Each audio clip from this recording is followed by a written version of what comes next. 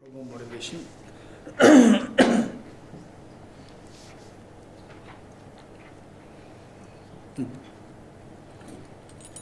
There are fish fields,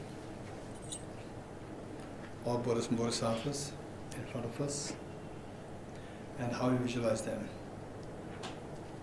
They are like very affectionate parents, and you come home demoralized from the school, the elder children bullying you, and your parents are waiting there to give you full love, affection, attention, and so forth.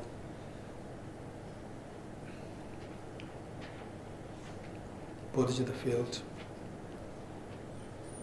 visualize your two grandparents and all the dear mother sentient beings, all family members around you, all sentient beings, leaving them aside. And here you are the mother, and all others are like children. They come home demoralized, and you are there to give full love, affection, attention, so forth, to the extent that each one of them feels themselves as so special in your eyes.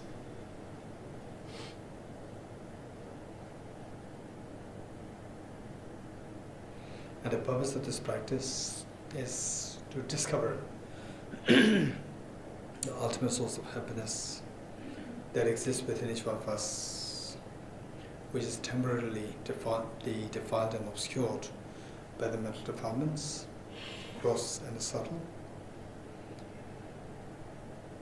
And the gross one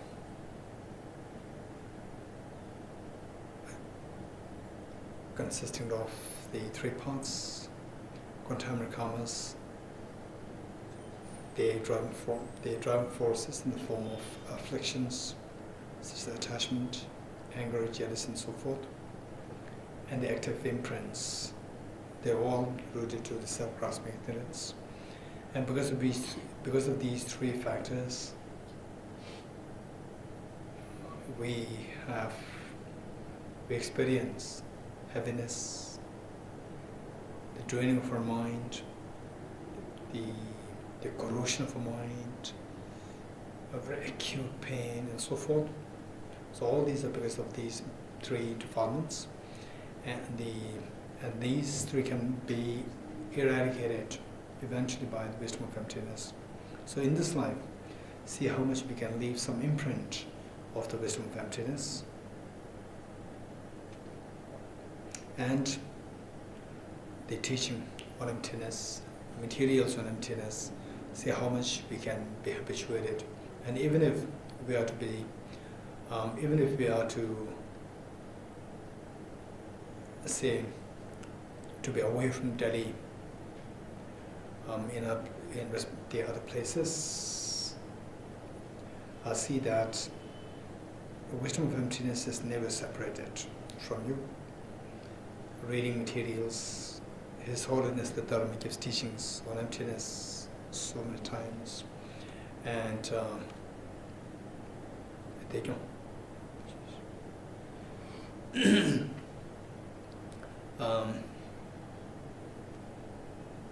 visiting the website of His Holiness, the teachings are all available there. We can download them.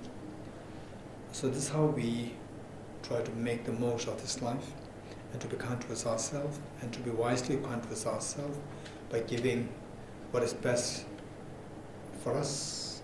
That is so important. And on the other hand, we have the current of obscurations in the form of subtle stains, the presence of which obscures us from achieving Buddhahood. So that to eradicate this form of afflictions is through the same wisdom of emptiness, but employed or driven by the force of bodhicitta.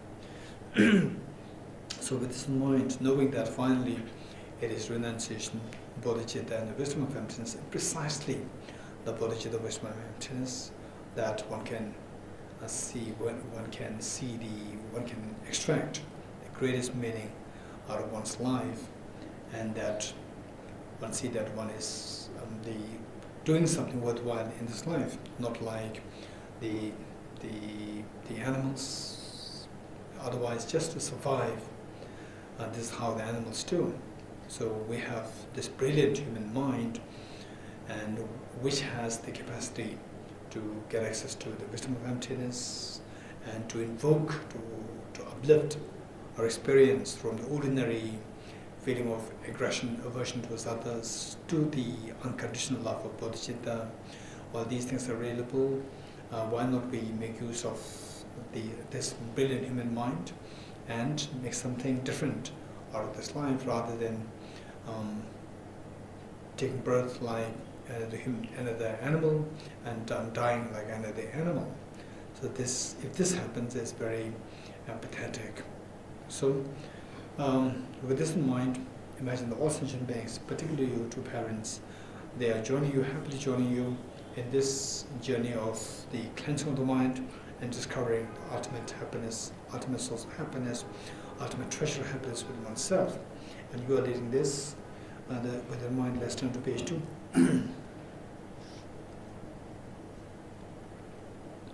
And tears by great compassion, you taught the immaculate Dharma to dispel all perverted views. To you, the Buddha Gautama, I pay homage. And tears by great compassion, you taught the immaculate Dharma to dispel all perverted views. To you, the Buddha Gautama, I pay homage.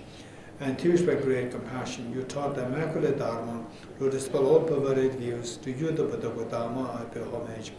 Independent origination, there is no arising, no annihilation, no permanence, no coming, no going, no separateness and no sameness. I prostrate to the consummate Buddha, the supreme among all teachers, the one who taught this peace which is freed of aberrations. I prostrate to the mother of the Buddhas and of the hearers and Bodhisattvas, who through the knowledge of all leads hearers seeking pacification to complete peace, who through the knowledge of past causes those helping migrators to achieve the aims of the world, and through the possession of omniscience the subduer set forth the varieties of all aspects, the one who is transformed into the reliable guide, motivated by altruism to benefit sentient beings, the teachers who guard and protect her, to you I make prostrations. The one who has eliminated the web of conceptualizations and is endowed with the divine bodies of the vast and the profound, who eternally shines forth the forever noble light rays, to you the Buddha I make prostrations. Page 7. From bottom. Page 7.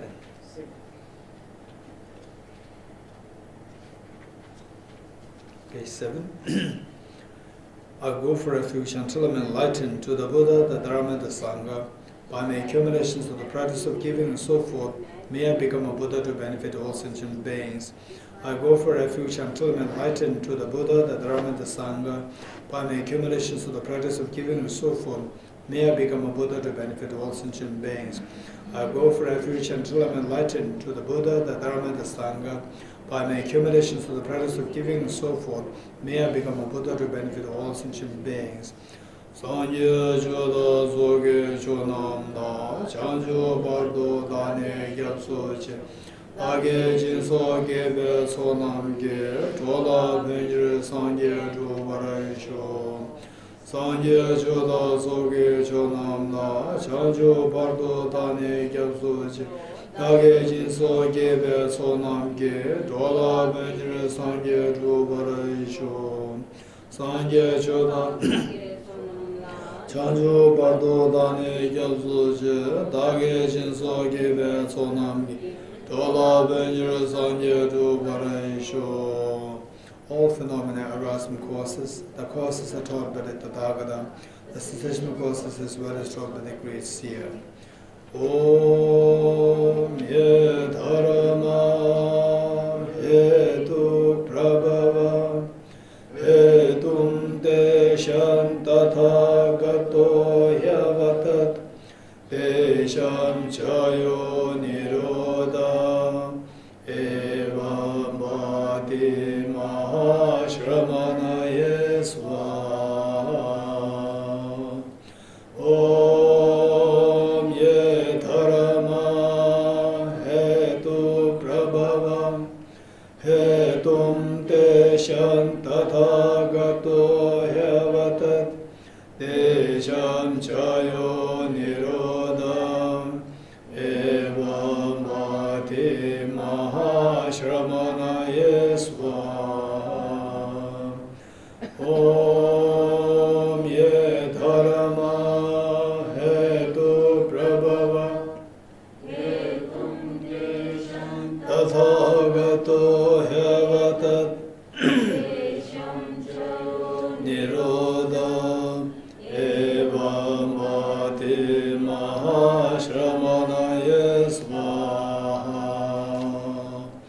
all phenomena arise from causes. The causes are taught by the Tathagata. The cessation of causes as well as taught by the great seer. Okay, next Heart Sutra Mantra, which is on page 17. Dhyata Om Gati Gati Paragati Parasamgati Bodhi Swaha Dhyata Om Gati Gati Parasamgati Bodhi Swaha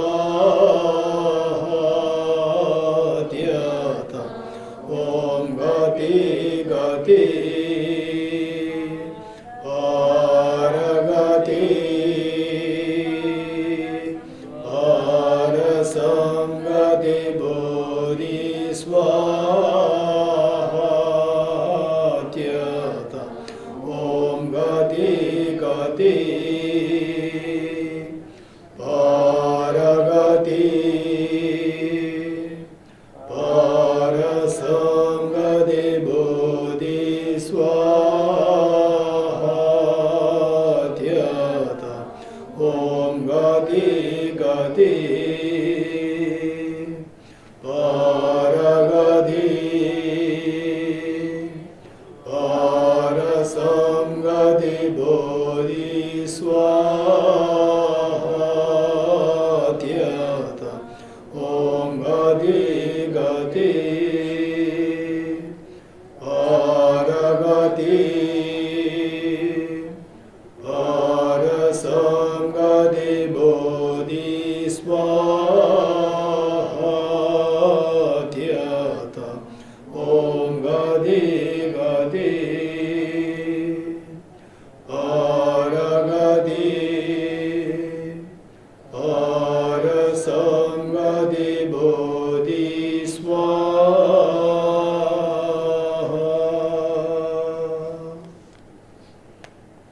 Page 224.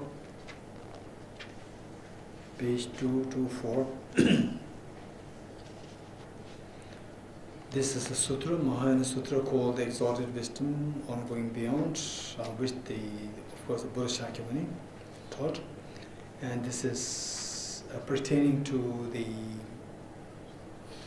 activities, pertaining to the attitudes, pertaining to the actions of the actions to be taken by the Bodhisattvas. How somebody aspiring to become enlightened, how somebody who aspires to extract the greatest meaning out of one's own life, and somebody who aspires to manifest the true nature of oneself, how should that person behave, particularly at the time of death? How should the person behave? So this is the advice. So in our life, we encounter with our relatives, we encounter with, say, your friends, and say, people who are sick, people who are going through these difficult times. So in such a situation, what sutras to recite, what kind of pujas to do, and so forth, we see that this sutra would be extremely helpful, beneficial. Okay, let's slowly read this. The Mahayana Sutra, called the Exalted Wisdom on Going Beyond. Homage to the Buddhas and Bodhisattvas. Thus I've heard, at one time the victor was in the celestial mansion of the King of the Gods in the heaven beneath none, and was teaching his whole retinue, when that great being, the Bodhisattva Acharya, having paid homage, made the following request to the victor. Victorious one, how should a Bodhisattva who is about to die see things? The victor answered, Acharya, when Bodhisattvas are about to die, they should cultivate the wisdom on going beyond. This exalted wisdom on going beyond is thorough cultivation of the recognition that since things are pure of any inherent existence, they do not have objective existence. Since all practices are included within the spirit of enlightenment, they should thoroughly cultivate the attitude of great compassion. Since all phenomena are clear-light by nature, they should thoroughly cultivate the recognition that they are unobservable. Since all functional things are impermanent, they should thoroughly cultivate the attitude of not being attached to anything at all. Since understanding the mind is the cause of wisdom, they should thoroughly cultivate the attitude of not looking for Buddhahood elsewhere. The victor spoke these lines.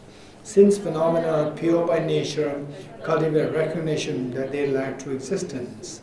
Since the spirit of enlightenment comprises them, cultivate an attitude of great compassion. Since phenomena are clear light by nature, cultivate a recognition that they are unobservable. Since functional things are impermanent, cultivate an attitude of non-attachment. Since the mind is the cause of wisdom, do not look elsewhere for a Buddhahood. These are the words that the victor spoke. The Bodhisattva Acharya Aryadeva and others, as well as the whole assembled retinue, rejoiced with delight and pleasure and praised what the victor had said. This concludes the Mahayana Sutra, known as the wisdom on going beyond. Okay. 5 minutes meditation.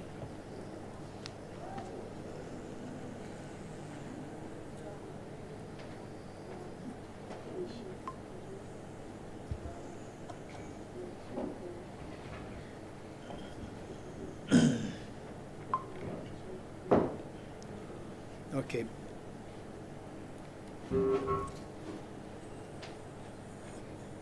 Okay, very quick. The meditation that we're going to do is breathing meditation, 5 minutes. And for any meditation, the one thing that we need to keep in mind is the basic instruction, the procedure to be followed, the 4 points: the body posture, focal point, and identify the errors of meditation, and then finally applying the remedies to overcome the errors. 1, the body posture. If one feels interested to do, do daily meditation, then it would be extremely good, extremely helpful if you can learn how to sit cross-legged. This is extremely helpful eventually.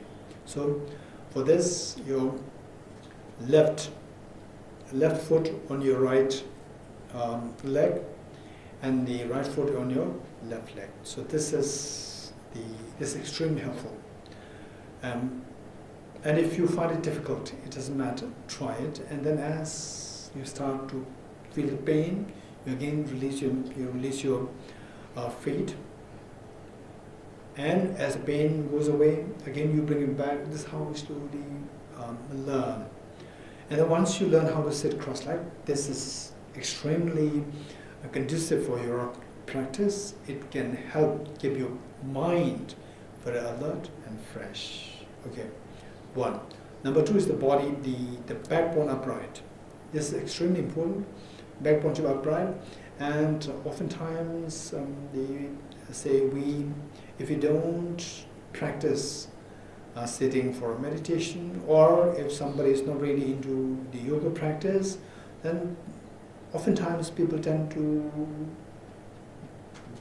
have a very bad habit of sitting with the body curved. This is extremely bad habit of sitting, whether from the point of view of meditation or from the point of view of yoga.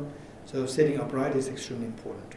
And sitting upright, when you are at home, and if you have no problem with your back, no backache problem, then always avoid leaning against a support.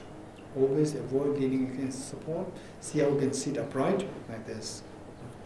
While you keep your body upright, see the body is flexible. It should not be rigid. It should be very flexible. And particularly when we start doing the meditation, it so happens that for beginners, it so happens that without your awareness, the body automatically tends to become stiff. You stiffen your body like this.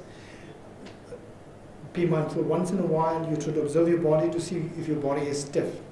If the body is stiff, try to relax it, and again, make sure that it's flexible. And once you learn how to keep your body flexible, then you don't have to pay any attention to the body. Automatically, it will retain the flexibility and uprightness. Okay. Then number 3, your head should be tilted forward a little bit. Now later on as you become expert in meditation or become familiarized with the meditation, then you, with your eyes just gazing the sky, or 45 degrees cast down, anything is fine. There are so many other meditations where you simply keep your eyes gazing at the sky. There are some meditations like this, and so anything is fine. Later on, at this stage, just keep your head tilted forward a little bit, and your eyes never closed. Never closed.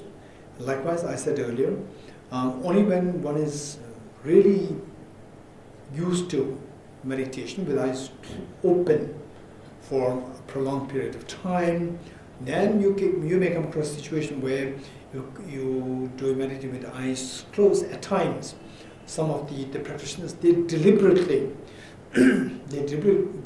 try to avoid all lights and make the room really dark and to the meditation in this. So there are such meditations. That is different, and particularly for the beginners, it is extremely important, if possible, to have some light there. But if it's totally dark, then there's no choice.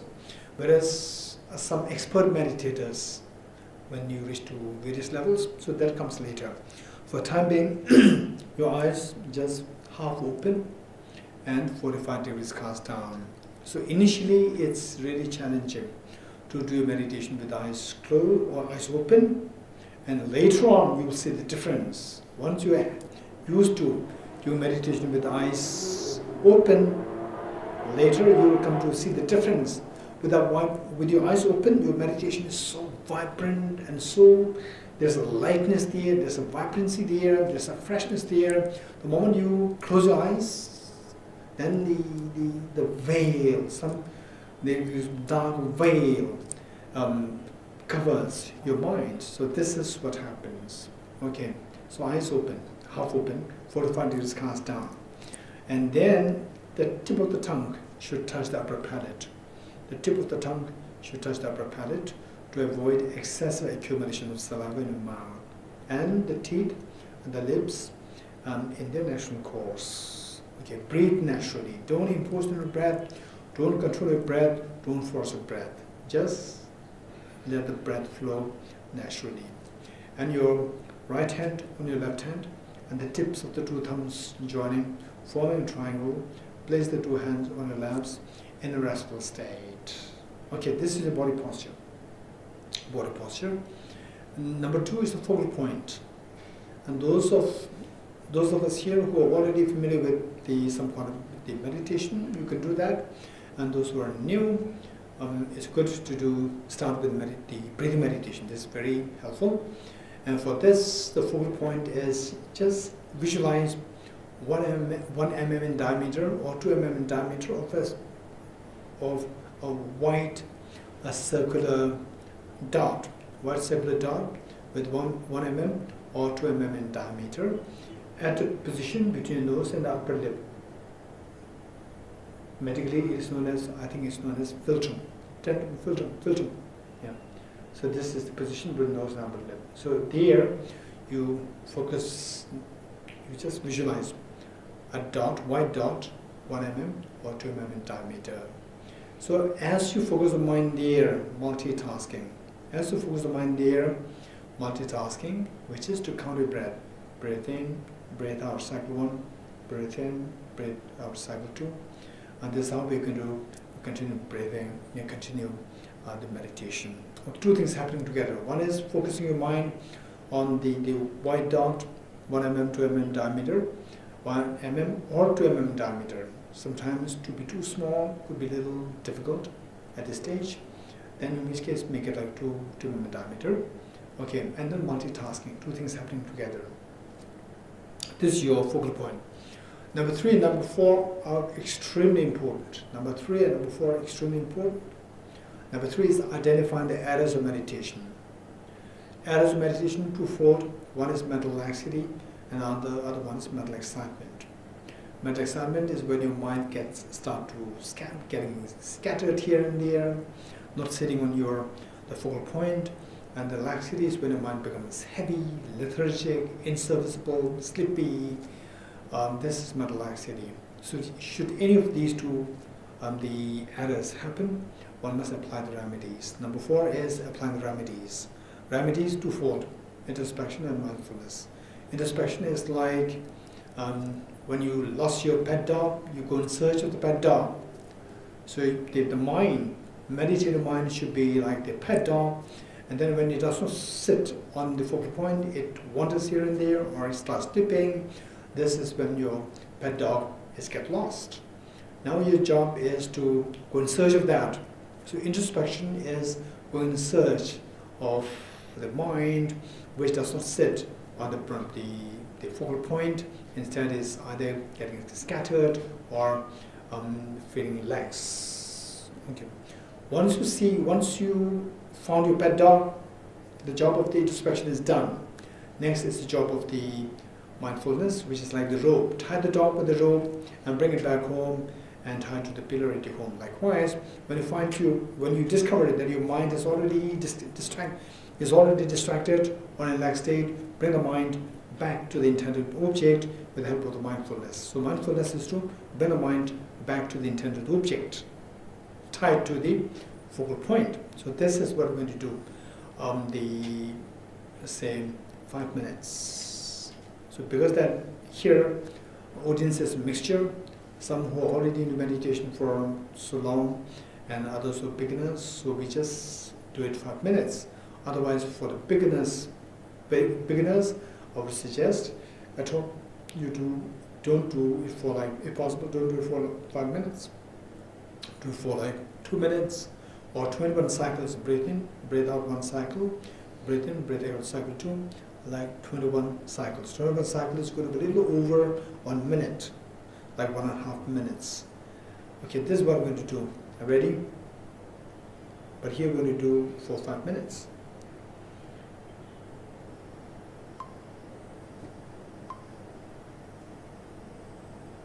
Okay, ready?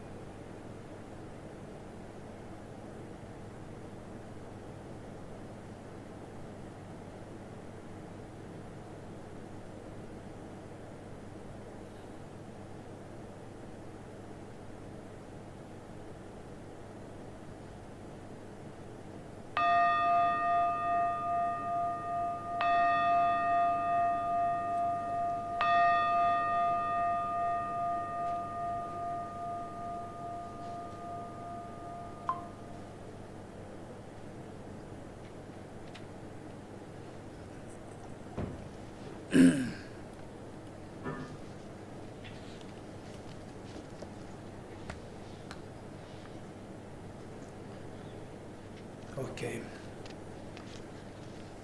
Today we are on chapter 10.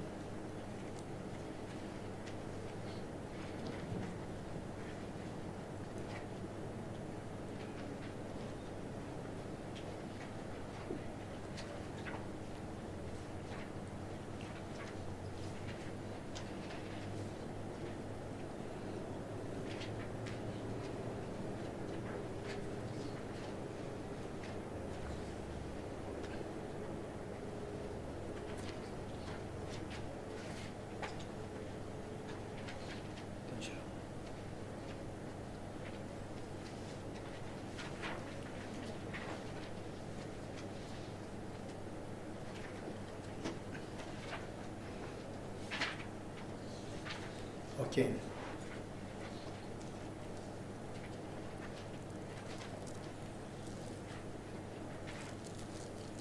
Let me begin with a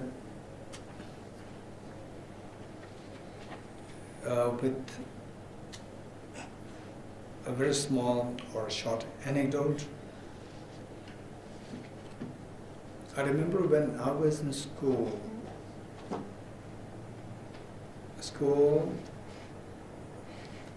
maybe class 5 or 6. The school basketball ground, there was this, what is that light? Light which is fluorescent light? Fluorescent light. And I remember as a very young boy, maybe age 10, 11, 12, I had a jacket. It was this color, say, purple color. And then we went to the hall. The students, they went to the hall for some gathering, whatever. Coming out, it was already night, and the fluorescent light was on. And I looked at my jacket. Color was very different. Then a thought came in me, which is the real color? The color which I saw under the normal sunlight, which is purple, and then the color under this fluorescent light, which is the real color? This was the question that came to me as a very young boy.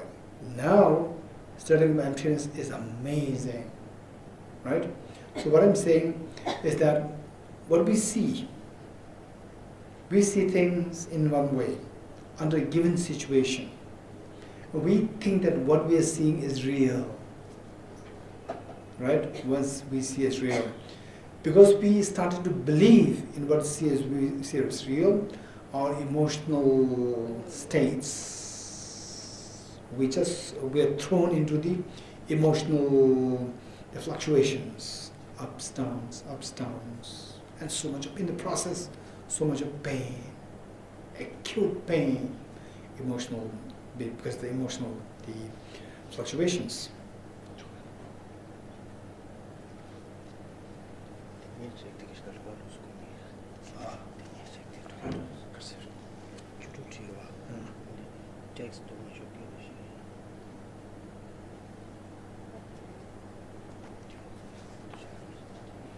Okay, so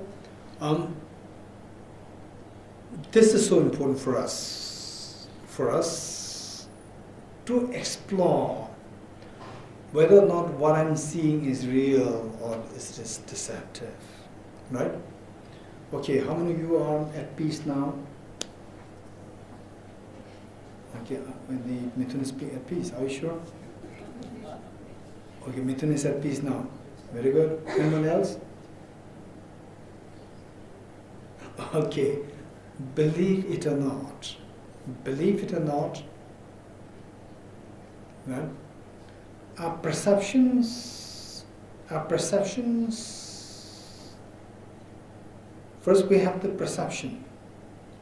On the basis of the perception, then what happens? We take decisions, we make decisions. We say this is correct, not correct. On this basis, the respective feelings arise. On the basis of the feelings, then these feelings, then they trigger the emotions. Right? Trigger the emotions. And the emotions, alongside the emotions, again they are feelings.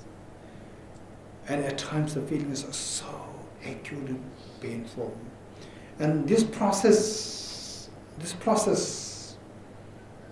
99.9% for us, this process is associated with the physiological reactions. Right?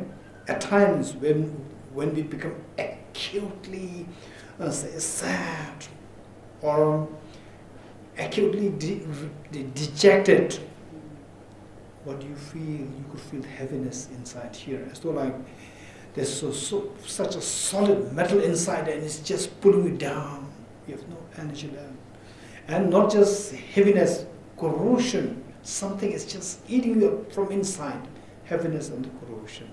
These are the feelings. Okay, so? Can I ask you something? What is the difference between emotion and feelings? Okay. For this, Mrs. Sumedaji, you should listen to the study of Buddhist psychology. Buddhist psychology. That I will come and set in the Yes. So the feeling is very precise, understood as feeling of pain, pleasure, and neutral, right? Feeling. Whereas the emotion is becoming angry, becoming excited, becoming jealous, greed, and so forth. Hatred, right? Okay, so there were some of the psychologists, Western psychologists, for example, Professor Paul Ekman, he classified hatred not in the form of emotion, he classified more as a trait. Emotion. Again, he classified the mental states into 3 different categories. Emotion, one is trait and one is what? He classified in 3 ways. Okay. What I'm saying is that finally, what makes us feel, for example, if suddenly you start seeing suddenly a snake comes here, what happens? Oh, there's a snake there. Or, oh, no, there's a snake there, everybody will shout. And then there's a fear, accompanying fear in us. So this fear is because of what? What is the process? The fear is because of what? Because of, in a loose sense, let's say, because of seeing a snake. But if we go into detail, we see that first we perceive meaning, the snake appears to a mind. And if somebody brings a picture of a snake and shows this to you, you will not be scared. But if there's a moving snake there, then you are scared, right? Now, even though the snake may not move, it's lying stiff there, still we are afraid. With the picture, you are not afraid. With the picture, although it is very much like the snake, like a real snake, but we are not afraid. Because our mind tells us that this is not real snake, right? Our mind, we discern that this is not real snake. Whereas the other, this is real snake, we decided. So with this decision, then the unpleasant feeling arises. The fear arises. With this fear, then anger. If it is post-snake, some people, they become very angry. They try to kill the snakes. But more compassionate people, they don't become angry, they become scared. Whereas if there is another human being who throws garbage next to your door, then not only unhappy, but very angry. You're getting it? Anger arises. Or we see that how our mind, finally, we are happy, unhappy, and so forth. If we just explore in its detailed form the process, we see that this is simply, at times, say, some people, when we go through a little bit of depression sometimes, stress sometimes, what happens? Physiologically you feel the heaviness and the corrosion. And like a tremendous energy inside, tremendous energy which is so disturbing. Okay, how many of us have this experience? How many of us have no experience of this kind? No? No experience of this kind? Or what about those who did not raise your hands? Okay, how many of us have the experience or had the experience? Both. You raise your hands? Have or had, whichever. Ajirji, no experience? No experience of this kind? I didn't listen to you carefully, so I didn't know. Okay, the question is, how many of us have the experience or had the experience, have or had, whichever, of when you become so sad, or when there's a feeling of dejection, when a feeling of, say the sadness over the loss of near and dear ones, right? And fear, and so forth, acute. Then physiologically, we feel the heaviness inside, right? And the young ones, they are going through this peak, right? Young ones should be going through this peak of the experience, right? Well, the elders, they have more experience, they know how to tackle it. So young ones, because they were all in the school all the time, so well protected, right? By the parents, by the teachers, by the school, the principal, or whatever. And then suddenly you go to college, then you meet with all different people, and then you believe that this person will behave like this, and then you have to all survive by yourself. What a challenge. And then the small thing happens, as well as the whole world has collapsed, right? It happens, right? Okay. So, and then as we age, we see that these are all small things. These are all small things we can tackle. There are more severe, major things, only things that we could not see beyond, right? Younger ones, as age will give us experience. Okay, but this is what I'm saying is that all these experiences, particularly when we go through these experiences, keep in mind the process, what is exactly happening. At times when we go through this heaviness, it's as though the whole world is just so peripheral, whole world is so meaningless, whole world is not just meaningless, so gloomy, right? So gloomy. And as though the whole world is so wicked. This is how we see the world. So it's nothing, it's just a reflection of the inside. And inside there's a heaviness there. This is something which we cannot deny the existence.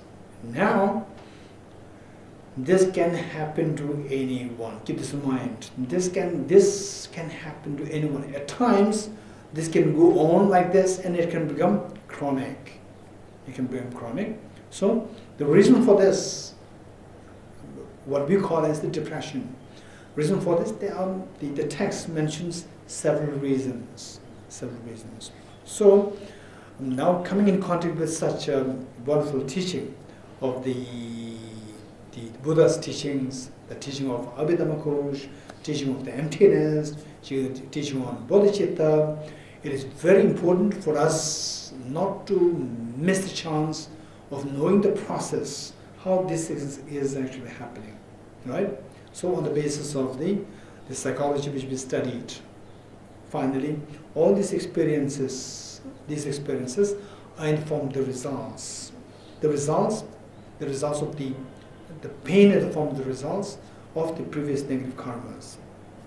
And then immediate process, so this is only a physiological experiences which we go through, and we then impose these physiological experiences on the world, to see that whole world is gloomy, whole world is very disturbed, and so forth.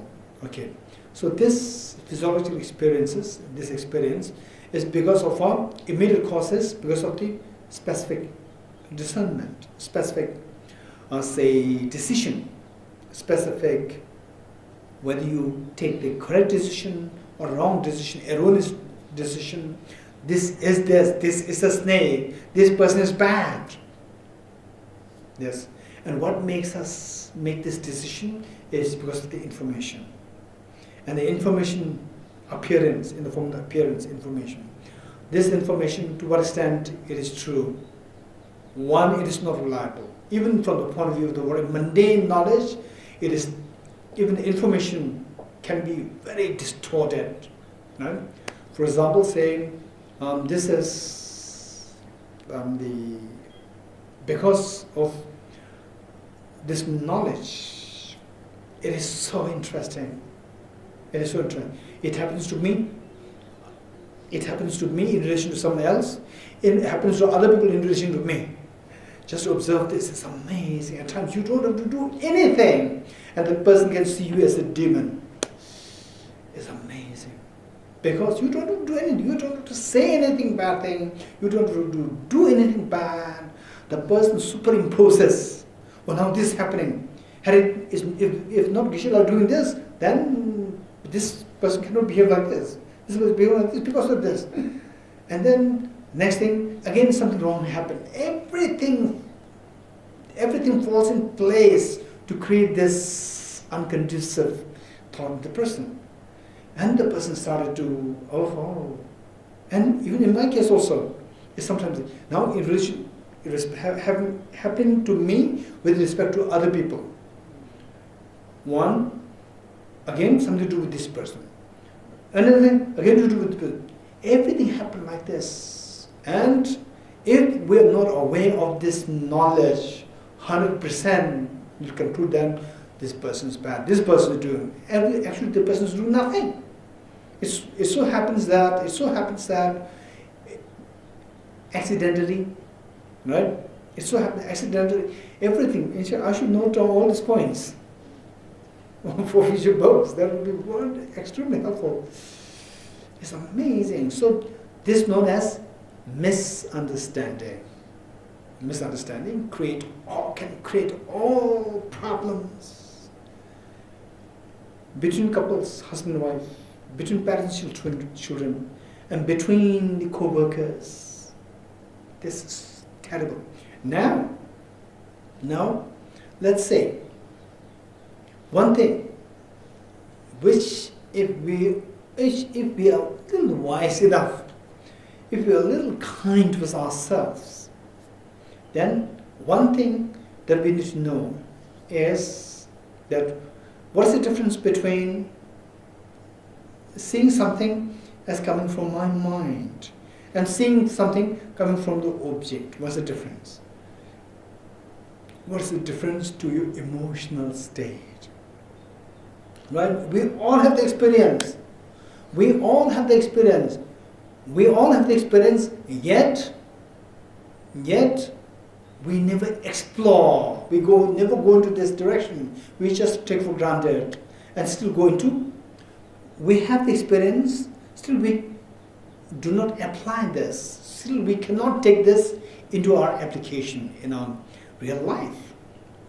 Right? We all have the experience. Okay, how many of you have that experience? How a mind, when you know that my mind is projecting it, when you know that my mind is projecting, how the mind reacts. When you see things as from the object, then how my mind reacts. How many of you have that experience? Huh? How many have experience? 1, 2, Jimala? No? Yes? Pialila? Okay. How many have no experience with that? This is something I've heard.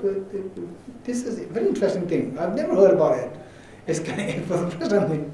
Okay, how many of you is the first time in your life? Okay. We all have the experience. If we all have the experience of dreams. How many of you have experience of dreams? How many of you have dreamt in your life? Huh? How many of you have never dreamt in your life? Once I met someone who said that who never dreamt in. And then later on when I asked more and more questions, the person did dream, forgot. Yeah. Yeah. Okay, so we all had a dream. Now, in the dream, tell me, at least one time, dream was not as nice. How many? How many of you have such experience? Oh, my dreams are always nice. Or how many of you? Okay, which means that our dreams, sometimes it was not nice, right? Okay. Now, when you are in the dream, how did you see the dream? The dream as coming from your mind? Oh, no, it's not coming from the mind. It's really there, from the object, right? Okay, before we go to this, look at the other person sitting next to you.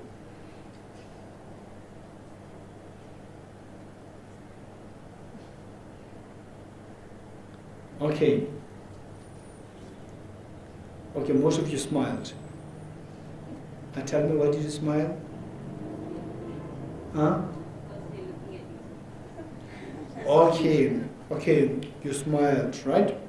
Okay, you smiled. Now, don't look at the other person, just close eyes. Usually don't do meditation without closed eyes, but this is the exception. Close eyes and think of the same person. Think of the same person.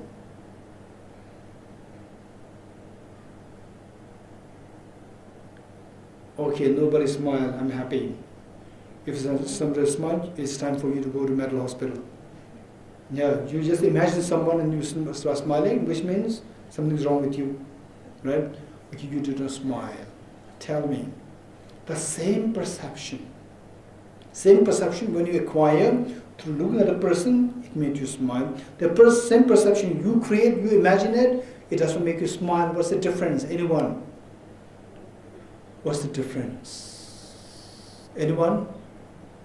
Did you follow my question? My question is easy. The same person, when you imagine this, you did not smile. The same person, when you look at the person, it's just a perception. There's a perception taking place. Right? There's perception taking place and it made you smile. Why? In the first case, when you look at a person, it made you smile. In the second case, when you are thinking about the person, it did not make you smile. Why? Anyone? Ajirji?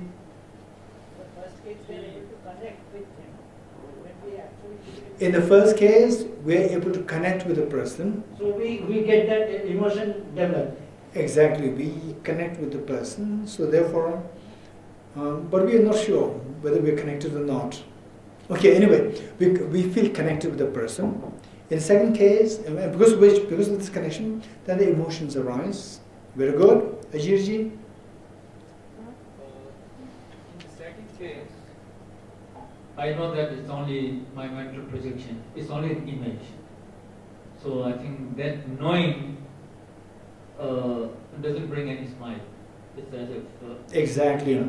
In the first case, right, one obvious difference, before we go into the emotional state, one obvious difference is that when you look at the other person, when you see the person appears as your mind creating it, or no, it's coming from the object. Which of the two ways it appeared? Coming from the object. Whereas when you think about it, so the person coming to your mind, is it the person really there and then coming to you, or your mind is imagining? Mind is imagining means the subjective mind is imagining. In the first case, it appears from the object. One appeared from the object, one appeared from the subject. Right? So, when you see that something appears from the object, then you see it as so real, and then the emotional states are created.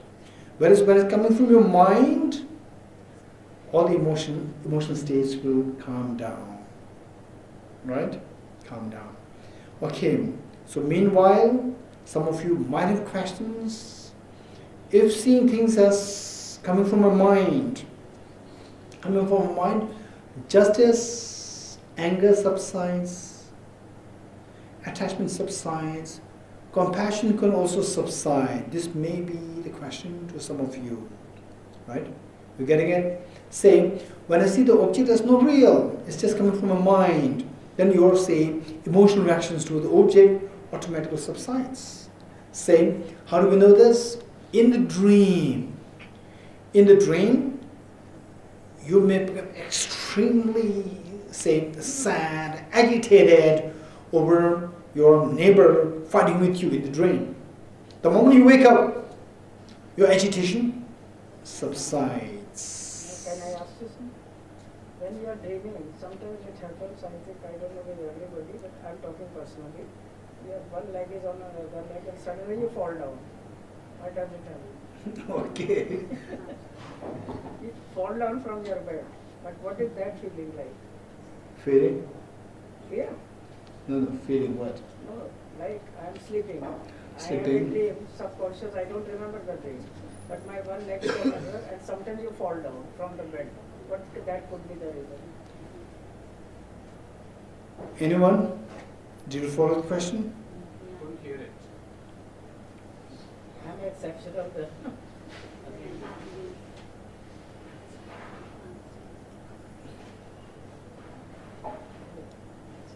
What I was saying, that sometimes when you're sleeping, you're dreaming but you don't know what dream you're having. And your one foot is on another foot once in a while. And sometimes in the dream you fall down from your bed. How does it happen? In the dream or in real? No, in dream. But it's not in real. In real, No, you're still not there. otherwise you are sleeping all right. Only in the dream, dream you are not aware of what dream it was, but you have fallen down from your bed. Mm. In the dream. In the dream. So you are not on the ground in actuality. No, you get up and beyond your bed again. Okay, this is not in dream. In dream you dreamt something. And then, say, in dream you thought that there's a space that you move.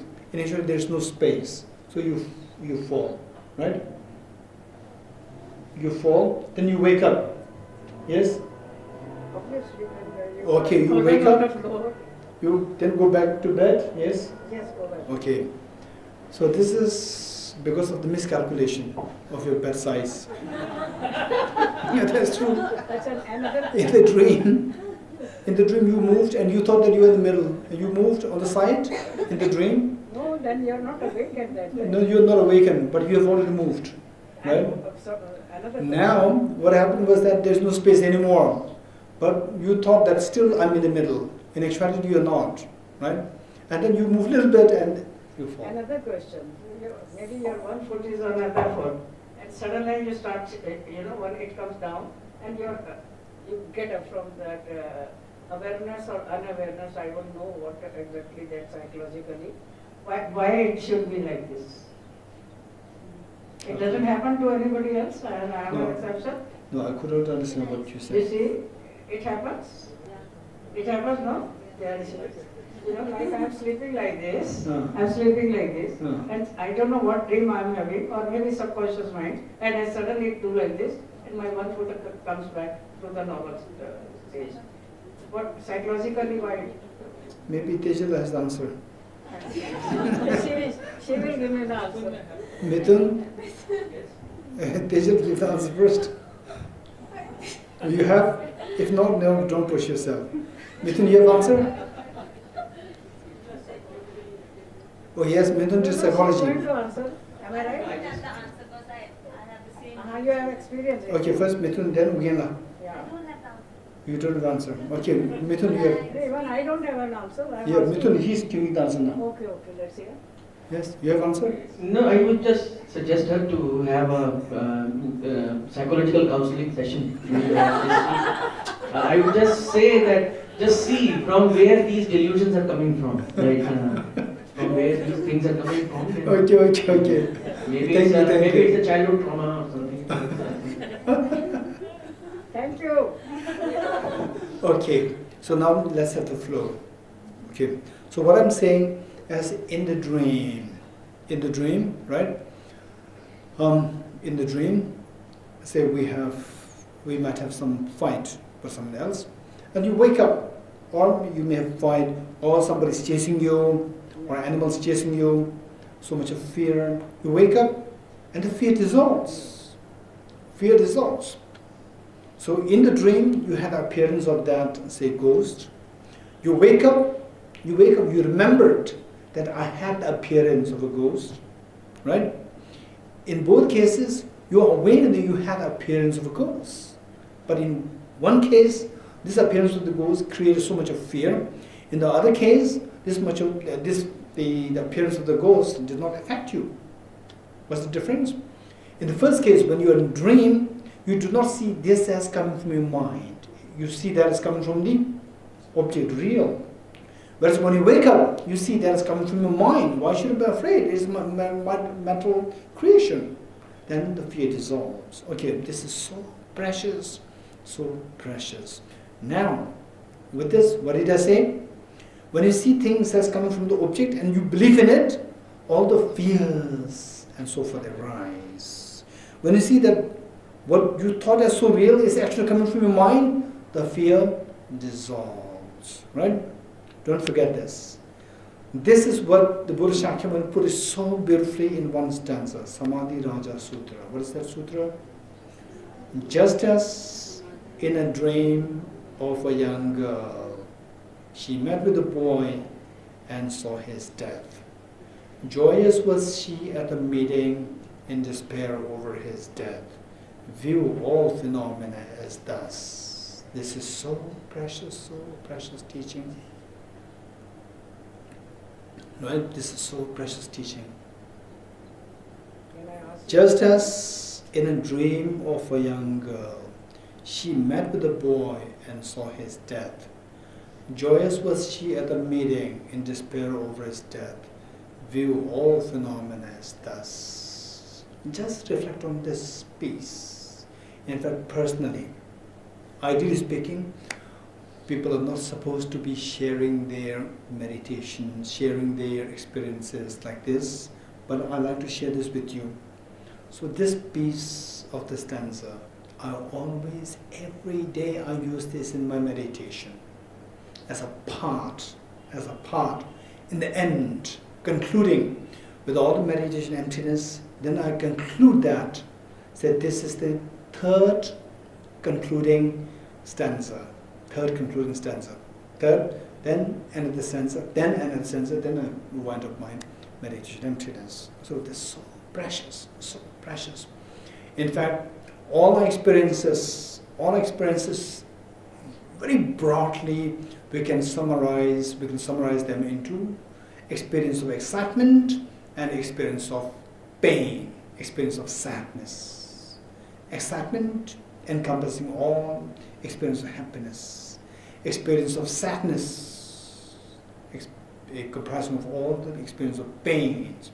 We can broadly jump the group into these two, and neutral is fine. Okay, the two. Now, these two things in our life,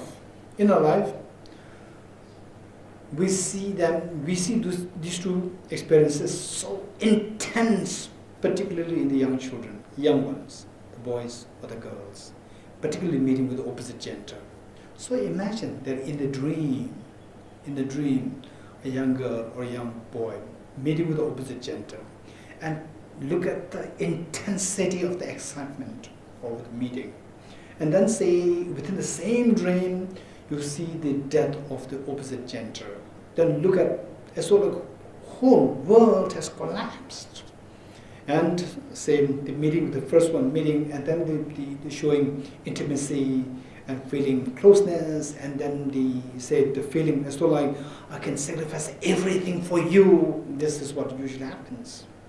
This is the kind of feeling that one gets. From the other side also gives you this feeling, you also give this feeling to the other side. So this is the illusion, how this illusion binds with people. Then we feel that the other person is a divinity. It's like a divine boy, divine girl, right? And this divine dies the next moment. And then you see the whole world collapses, collapses, there's nothing, everything's so gloomy, dark, and just full of the pain. And then they see no point in you going ahead with your life further. So this kind of feeling comes. And suddenly you wake up. Suddenly you wake up. What's the difference between meeting with the boy and a separation from the boy? Meeting with the opposite gender and separation from the opposite gender. When you wake up, it's the same. What's the difference? It's just illusion. So it's just the illusion there. I'm very strongly saying this as illusion. In actuality, it is, to be politically correct or technically correct, it is illusion-like. Just as illusion is coming from your mind, in actuality from the object is not really there. So ordinary people, what they can understand is coming from your mind and not from there, they call this as illusion. Now we are discovering a subtler illusion, which the ordinary people cannot discover. That anything that we encounter with, they all appear as so objectively real. In actuality, nothing's there from the object, it's all coming from the mind. So this is a subtler waking up from the sleep of ignorance.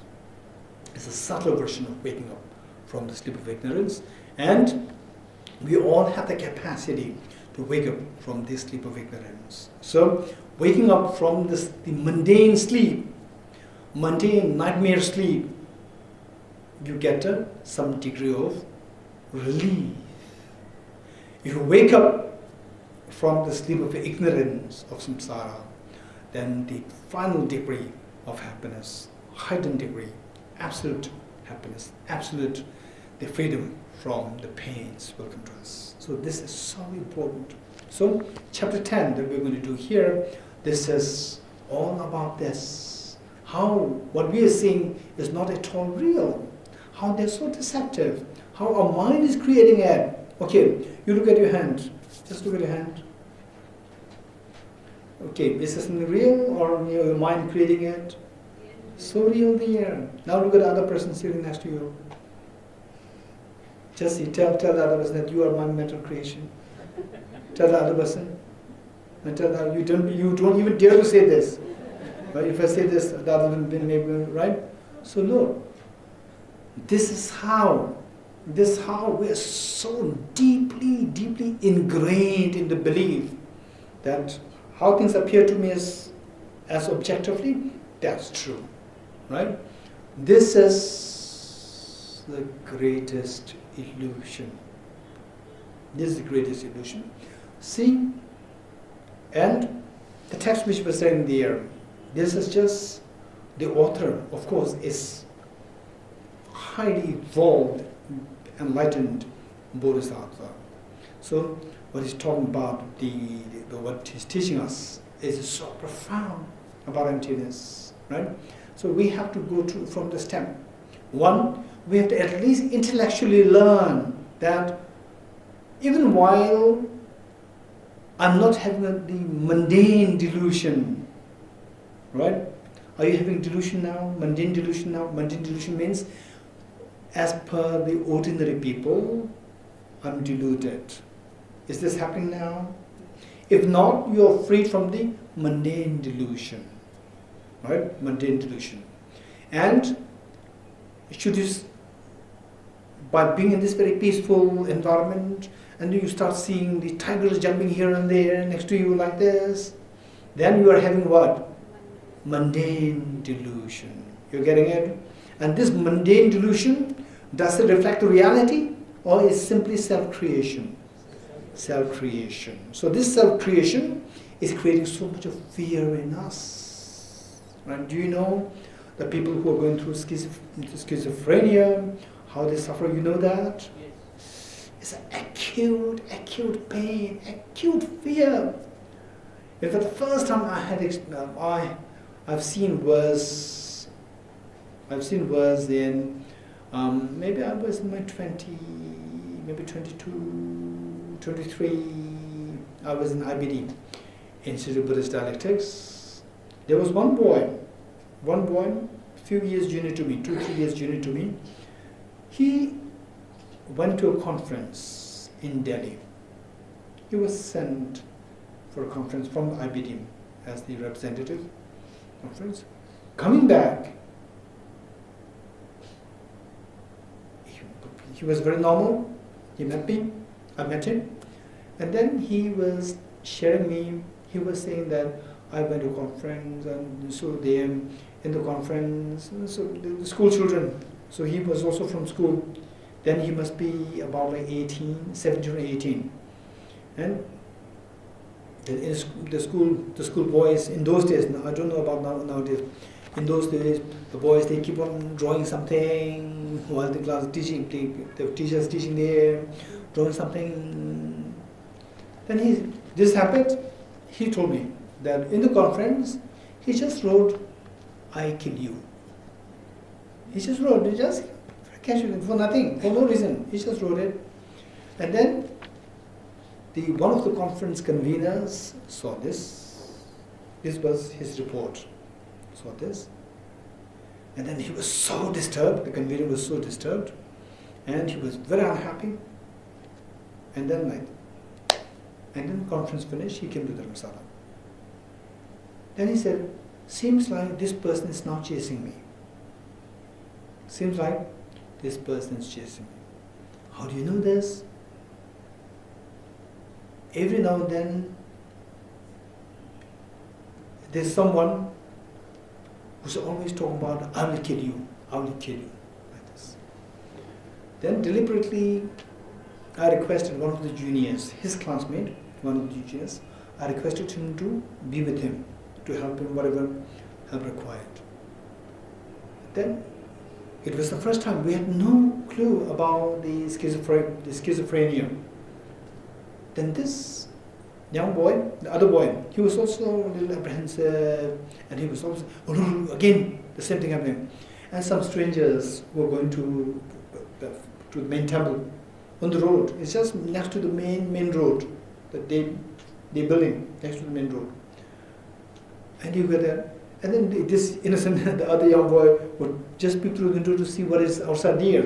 And just ordinary the pilgrims going there. Oh, nothing is there. No, I heard it.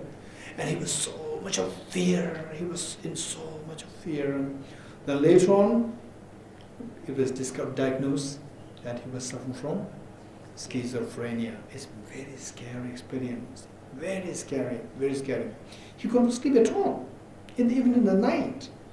One day what happened was that he was saying that, "Okay, no, this is the person's there." And the other boy just opened the window. No one was there, right? So then later when took to hospital, he was diagnosed schizophrenia. Okay, so what I'm saying is that there's so much of fear in him coming. So why is this fear coming?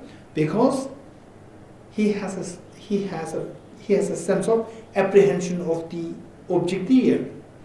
What kind of apprehension happening? That there is people there who want to harm me. And how did he apprehend it? Because he was getting the information. Who provided the information? Schizophrenic illness. That is one which is creating the illusion, right? And he started to believe in it, because of which, then he thought that there is someone who is coming to kill me, right? So this apprehension of the object that triggers a very unpleasant feeling. That feeling make very unpleasant feeling, and it becomes chronic. It made him to go into depression, right? Okay, so now from this, what we have to know is that at least intellectually, experientially, take it aside for the time being, but don't give up. First, what we need to know is that, okay, there are two dreams. One the mundane dream, and the other one is, okay, conventional dream, very good. Conventional dream versus unconventional dreams. Two dreams, right? Okay, so we describe something as dream, we describe something as illusion, because how do we describe something as illusion? When something appears to us and yet it doesn't reflect the reality. It doesn't reflect the reality, but coming from our mind. It's just coming from our mind. The ordinary people describe that as illusion, right? So this is one level of illusion. Likewise, one level of dream. This is known as conventional dream. What ordinary people will classify that as illusion, classify that as dream. Now there is another dream, unconventional dream. In fact, we can be trapped in the conventional dream maximum for like 2, 3, 4 hours, but not for like 24 hours, not for like 30 hours, 10 days. No, it doesn't happen. Okay, whereas this unconventional dream, we are trapped by this unconventional dream since time immemorial till we wake up, till we achieve parasangade, right? Paragate, till we reach path of seeing. Till we reach path of seeing. Before that, we gate, the first two paths, gate, what happens? Then we just, right? We not really fully wake up. We partially wake up. You know how does a person behave when is partially woken up? Yes. Delusional, very out of mind. We were disoriented, right? Teja, you have some experience? Or you want to share some experience? Or you want to share with other people as to how it looks like? So same, the haziness is the air, the person is disoriented, right? Okay. What happens? What happened was I think when we were in class 10 or 11. Class 10 or 11, age what? 10 or 11, age? 15, 16, okay, that age, my roommate, we were in one room, me and my roommate, okay, two of us. And my roommate was very good in the studies, extremely good in studies. Okay, I don't want to go into this detail. So my roommate, Dorji, tomorrow I like to get up at 3 o'clock in the morning. 3 o'clock in the morning, please wake me up. Okay, so that is closer to the board exams. So what I used to do is that I would study like, say, continuously. I think in the daytime I sleep, closer to the board exam. Then in the night, say like 2 a.m., like this, just continuously study. And then 3 o'clock, okay, he asked me to wake up, right? So what was I trying to explain? What was I trying to explain? As to what is meant by partial waking up, right? Okay. So I would say his name is, we fondly call him as Chola. He's very young, younger than us, maybe 1 year younger than us, but still we call him as a gentleman. Chola. Okay. So Chola. No effect. Chola, no effect. Then I would gently touch him like this, move like this. No effect. Then slowly I would move him like this. Still no effect. Literally no effect. No effect. I have to keep doing like this. Then slowly it was like this. Right? Okay. Then when he says if you let it go, again he'll get sucked into sleep. You have to keep doing this. Then his sound becomes stronger, more loud. Then I would say, hey, now it's for you to get up. It's already 3 o'clock. Then he would say, okay, don't do it further. Let me sleep. You say this. Then okay, you said it. And then I leave it. The next morning he would wake up. Dorji, you did not wake me up. Right? You did not wake me up. Okay. So he was just into haziness and being very disoriented when partially woken up. You getting it? Okay, likewise, gate, the first two parts, when you do have the experience of emptiness, that is like partially woken up. You're not fully woken up.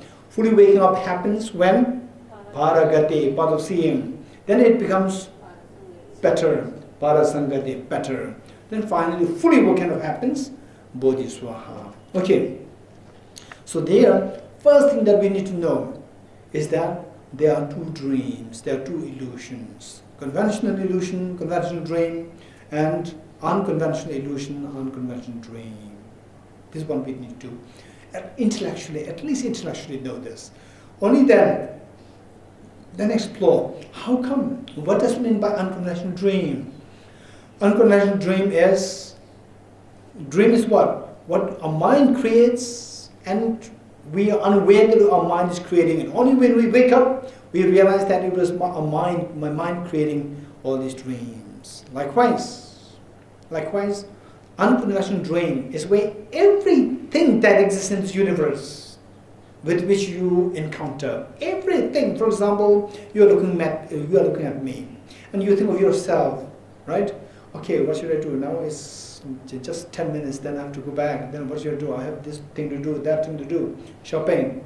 Then what? All these things that come to your mind, what you are seeing now, what you're experiencing now of yourself, the whole, so forth, they're all just like a dream coming from our mind, right? Okay. If this were the case, how can I know? I don't see it that way. Okay, you look at this hall. Okay, look at this hall once more. How does it appear to you? Nice? Coming from your mind or from the object? 100% from the object. Okay. How can I believe that it's from my mind? It's so real. Okay. This is the deception. This is the so deeply ingrained deception. Deception that we can't really believe that this is coming from a mind. Right? We can't believe that it's coming from a mind. Now the thing is that, yes, it is. But how can I know? This is so important. Don't take things blindly. Don't follow somebody blindly. Learn from someone else. Don't discard it easily. Don't accept it easily. Don't discard it easily. Don't accept it easily. What does it mean by don't discard it easily? Any information that you get, you keep them. But don't accept this information so easily. Right? Whatever you have kept, which you have not discarded, see how much you can subject this to analysis, to investigation. Right? Okay. So, with the analysis, we'll come to slowly discover that, oh, that's strange. What I'm seeing is not really there. What I'm seeing is not really there. It's coming from my mind. My mind is creating it. Slowly you will come to get a sense, initial sense of this is quite scary. Because we've been believing in a perception thus far, not just in this life, not just today. Since time immemorial till now, we've been believing in this perception. And yet, it is not true. It is like it's just a dream. It's coming from my mind. Everything is just coming from my mind. So you get a sense. Again you go back to sleep. You go back to suck into dream. Again it will happen. Right? Again it will happen. Again you just subject this to analysis. Again you tend to discover that what I'm seeing is not really true. Again the neighbor says, what a stupid thing that you're doing. Again things go back to solidity. Right? Okay. How did that happen to you in your dream? Say, you dreamt of being chased by a ghost. And then there's a little bit of awareness, and then you just wake yourself up so that this dream, this nightmare doesn't continue. And then you are temporarily, for a few seconds, you are relieved. Again, automatically, your eyes go into sleep. Again, the dream continues. Again, you wake up.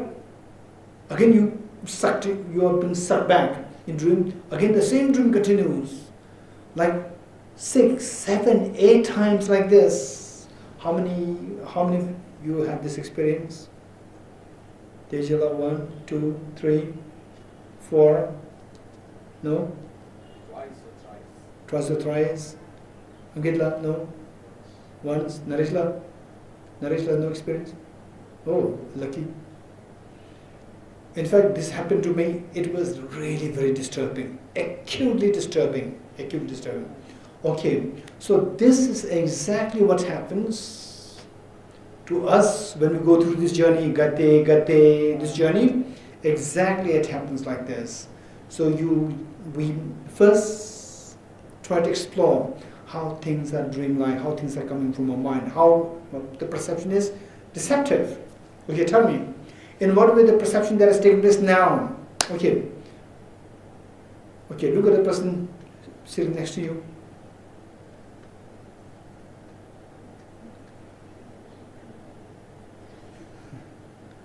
Okay, tell me, although we may not be aware of this, but intellectually we have learned something. Tell me this perception, which makes me smile, what is the element of deception there? Tell me. At least, I'm not asking, what is your experience? Is not what I'm asking, right? Some people might have experienced, some may not have experienced, doesn't matter. What I'm asking is, at least intellectually, from what you've learned thus far, what is the element of deception in this perception when you perceive the other person? What is the element of deception there in this perception? What is that element? Mithun? As if it is objectively real coming from the person's. Exactly, very good. Mithuna, thank you. Very good. Huh? Any day. Thank you. Okay. So when Mithuna says something very sensible, very profound, it makes me so happy. Yeah, it makes me so happy. Nowadays that is happening. Nowadays this is happening. I'm so happy. Thank you.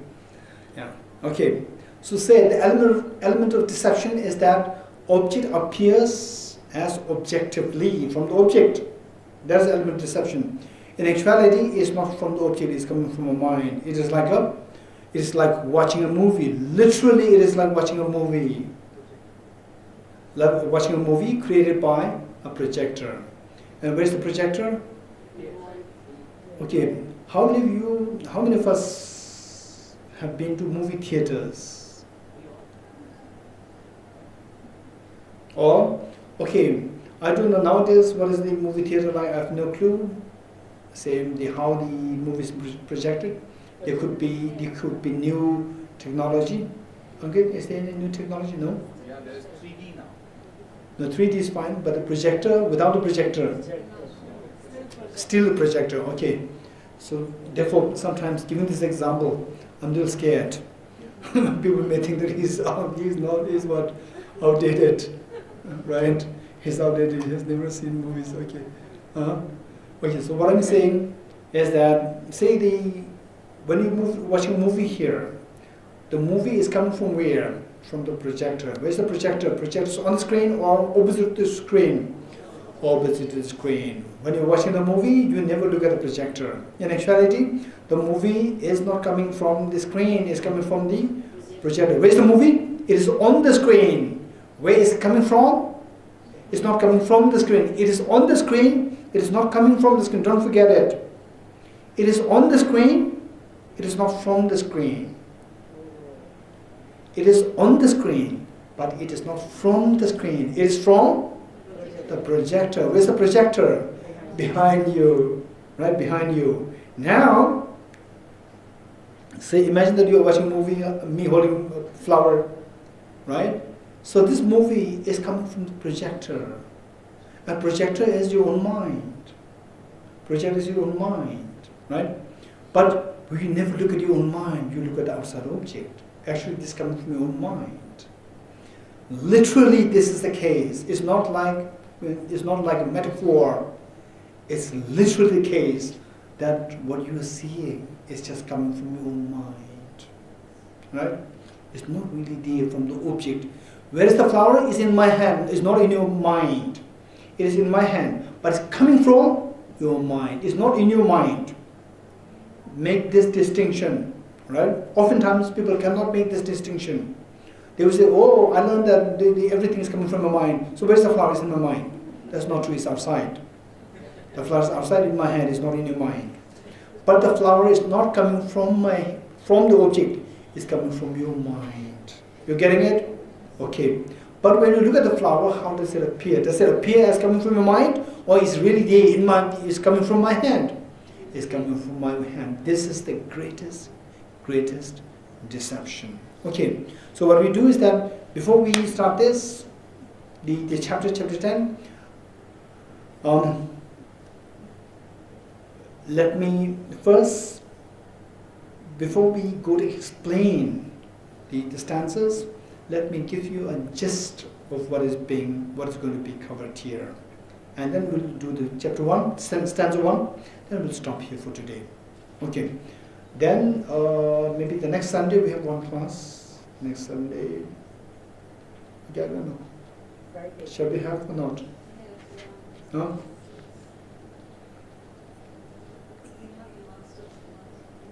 I know, master's course is there. Yeah. Okay.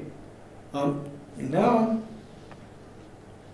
say one of the things which create the world,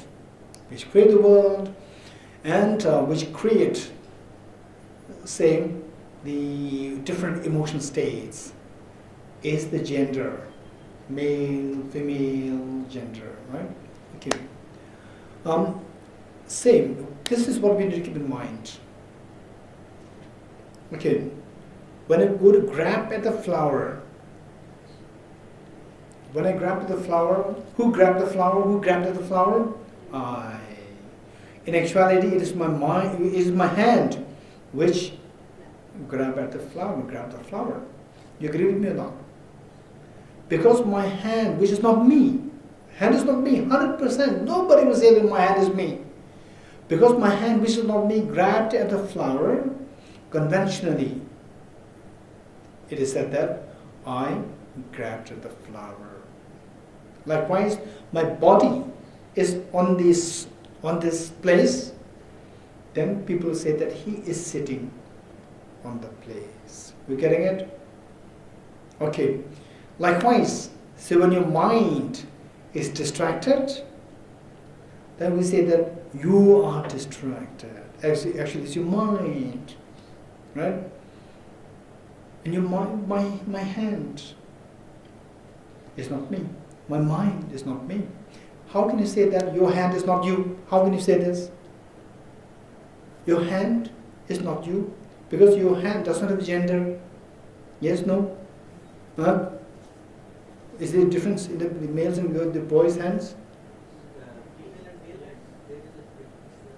100% difference, or generally speaking, there's difference, but even some males' hands, they are so beautiful.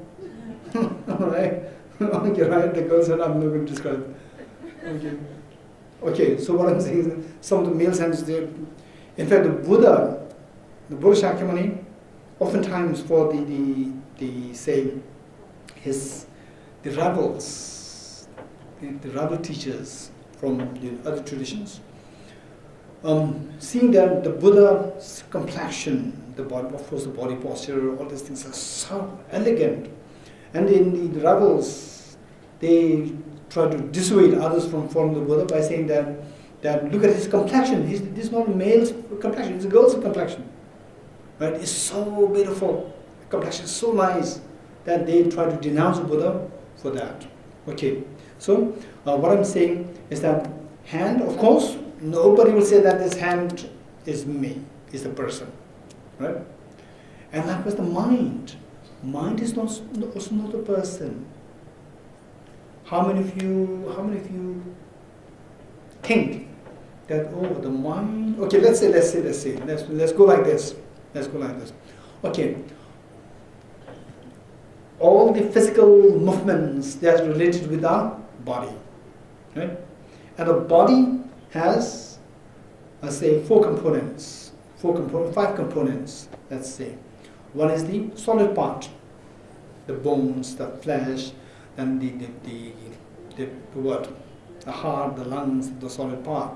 Okay, the skin and so forth, lungs. Okay, so these form the solid part known as the element of earth. Okay, let's try to do it. Let's try to see the element of the earth.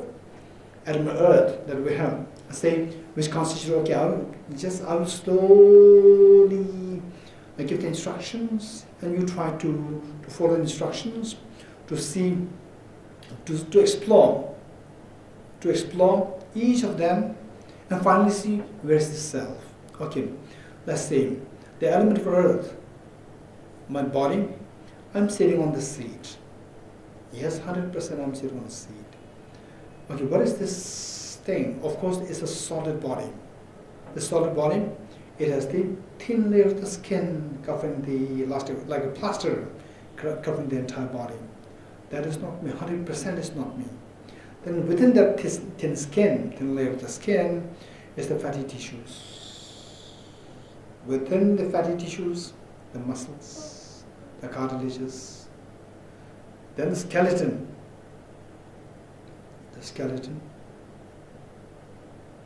And the skeleton is really very scary to look at. And it's actually within me. That's very true. And then the blood vessels, the heart, the lungs, the liver, the pancreas, the gallbladder, the intestine, kidney, spleen. None of these solid part is 100%. None of these is me. I can remove this when there's a little tumor there. When there's a tumor there with any of these parts, I would be happy to remove them so that I'm protected from death. So none of these is me. Next is element water. The blood which is pumped in and out by heart to the different parts of the body. That is also not 100%. It's just a fluid and I'm a solid person. It's not me. Element of fire. The body heat. The body heat does not have a gender. Body heat, no male, no female, but I'm a male, I'm a female. 100% the body heat, the element of earth, the fire. Element of fire is also not me. Element of air, the air that I breathe in and out, again does not have a gender. This is also not me, 100%. Element of space, my body, which seems to be so solid, in actuality is made of millions and trillions of atoms. Atoms are essentially empty vacuum in nature. What really occupies mass is so tiny as compared to the massive space between the electrons and the protons, the nucleus. So I'm essentially vacuum in nature. Even this vacuum is also not me, space is also not me. I'm a solid person. The vacuum is empty in nature. Even that is also not me. Now the element of consciousness, the mind. Even that mind is also not me. The mind does not have a gender. I'm a male, I'm a female. Gender is posited on the basis of the body. Okay. Now, because I'm male, because I'm female, is on the basis of this body. Even this body, which is seen as a male's body, which is seen as a girl's body, this is also illusion. How do you know this? This body is nothing but made of millions and trillions of atoms. Just imagine that we go to this subtlety of perception, as though like you are seeing the body under the microscope, electron microscope. Millions of atoms, and atoms are not touching each other. There's enormous space amongst the atoms. Within the atom, electrons in the nucleus, there's a tremendous space there. Just imagine that you're in this world of atoms. What are you seeing now? I'm just seeing the millions of atoms. Which of the atom is girl? Which of the atom is male? Which is female? None of the atom is a male. None of the atom is a female. Don't break your body into pieces. Simply keep the body intact. which ordinary people will see this as a male or a female, but you see it from a very different dimension on the level of the atoms, electrons, protons, nucleus, and so forth. On that level, where is the girl? Where is the boy?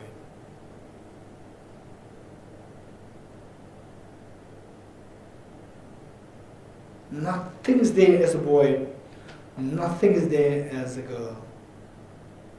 And this is true. And beyond this body, on the level of the mind, gender is totally unrelated. So where is this gender? As a male, as a female?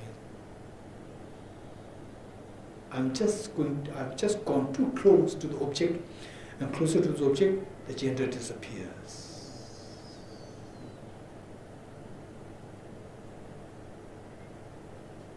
And this is a fact. This is not what my mind is fabricating. This is a fact. Whereas when you don't go to this level of the subtlety, when you just go back to the ordinary perception, where our mind is so limited, is so faulty. This faulty mind perceives this body as a male, female, and so forth. Otherwise, when the subject is so pure, so clean, so precise as an electron microscope, the concept of gender dissolves. From the object, gender simply dissolves. Gender comes into being when the subjective mind, deceptive, limited, the mind which is full of limitations, which is so much of the defect, to that mind, then the gender appears. It's simply coming by way of perception to the mind. From the object is totally empty as a gender.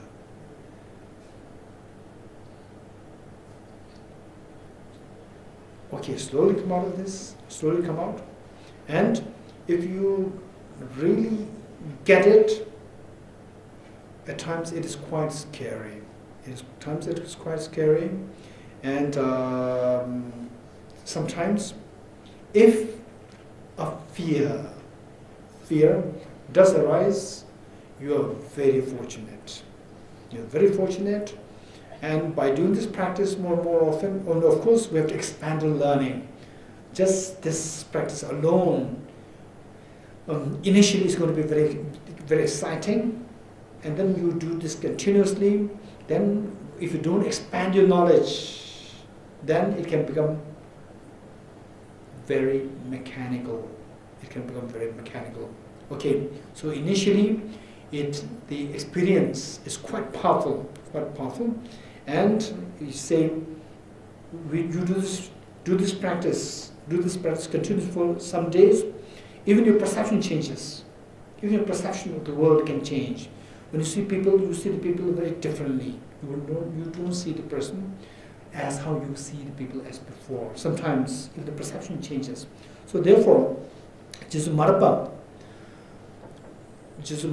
reading Geshe Marpa's biography, there's a mention of so many teachers, his teachers, and he mentioned that of about like 80 or 90 teachers, among these teachers, he said that there were 13 teachers who were able to change the perception of the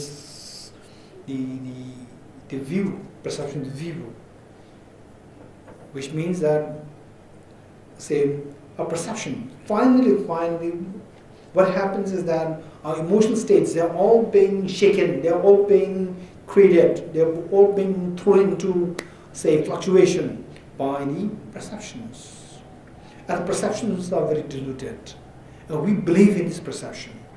Now, because perception is diluted, how we perceive things as one way, the way they appear to us, may not remain the same.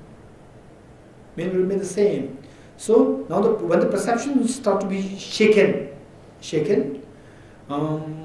these teachers, Geshe Marpa describes as, and the counted as 13 of those teachers who were able to shake the perception of his the view. Okay, with this, this is so precious. And if a fear comes, if it does come, and then you're a little scared, you don't want to do this practice anymore, what is the situation? If you are here in Delhi, you can come to meet me. Whereas if you are elsewhere, then you make sure that you meet with some teachers who can guide you on emptiness and with the meditation and so forth. This is extremely important, because oftentimes some people who are actually very fortunate to come to this level of having fear, and then because of the fear they think that this is wrong, what they're doing is wrong, then they stop the practice. So this is really very unfortunate. Okay, so yes.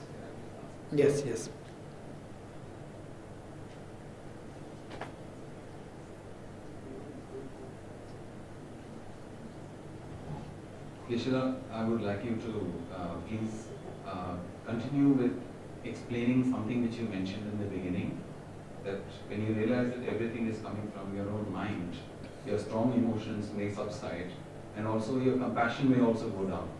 Okay, so this we'll do a little later. Oh. Yeah.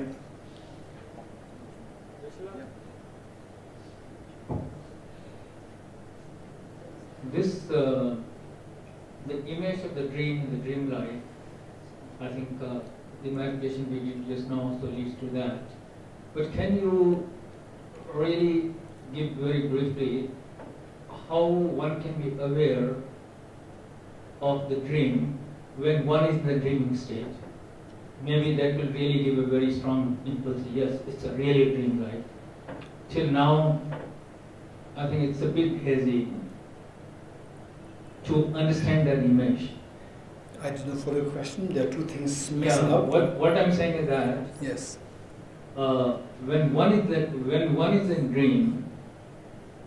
In dream or dream-like? No, in dream. In dream. In real dream. In sleep. How to have the awareness? Yeah, when one is dreaming. Yeah, because normally when we are aware, when we have come out of the dream. This is not something that I can share in very briefly. You asked me to share very briefly. This is a whole discourse, dream yoga. This whole separate discourse. Okay, there are steps, there are methods by which to be aware that in the dream you are aware that you are dreaming. There are methods. Then if I share this, then nobody will come for emptiness class. Then Ajit is going to be responsible. Okay, so to make it very quick, as we said, to what extent, I don't know to what extent it is helpful to this meditation, but for sure, this will make us question our perception. Just as in the dream, which is seen as so real, you are aware is dream. Likewise, when you are awakened, and when you see things, how can you trust this perception? Even this can be deceptive. This can come. That's true. Okay. Now for the dream, one, I'm not expert. Number two, even if I know, I won't really touch on this area as much, because people may go into this who may not be ready for this, may go into this and can create more disaster, right? So one thing which is very simple, in the text, what mentions is that in the waking state, always remind yourself that this is dream, even in your rooms, right? You attach all these small places, this is dream, on the wall like this, right? And you talk about dreams, this is dream. Even when you're eating, this is actually dream food, like this. You do more like this, then in the dream you'll be aware that actually I'm dreaming. This is one method. And there are others also. the others also, right? But if you keep attaching all these small pieces on your room, on the walls of your room, whole room filled with these things, people will not think that you're dreaming, people will think that you're crazy. Yeah, this is, we should be a little, be careful. Okay, one. Now the next one is, with this, okay, when we actually did this meditation, of exploring where is the maleness, where is the femaleness, it's just the maleness of atoms. What happened to the gender? Maleness and femaleness, what happens? It disappears. It doesn't make any sense there. This is what really is there in the object, is that. But we see, when we look at the other side, is a male, is a female. It's just illusion coming to a mind. It's just a mind created that. Right? Okay, so 2 to 6. Chapter 10, stanza 2 to 6. When the inner self is not female, male or neuter, it is only out of ignorance that you think your own self as male, your own self as female, and so forth. Okay, we'll stop here. We'll do the end-direction prayer. Page 309.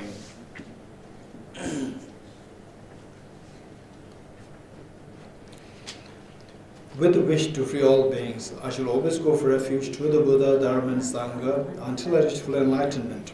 Inspired by wisdom and compassion, today in the Buddha's presence, I gender the mind of full awakening for the benefit of all sentient beings. I go for refuge to the triple gem. I confess the negativities individually. I rejoice in the virtues of all the beings. I hold the precious Buddha in my heart.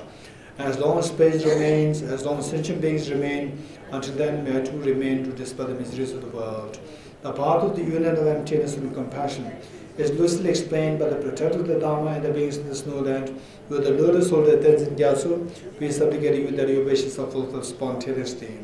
May the operations of evil thoughts and deeds of the negative forces of humans or non-humans who help our malice through perverted prayers against the teachings of the Buddhas be truly vanquished through the power of the truth of the three jewels.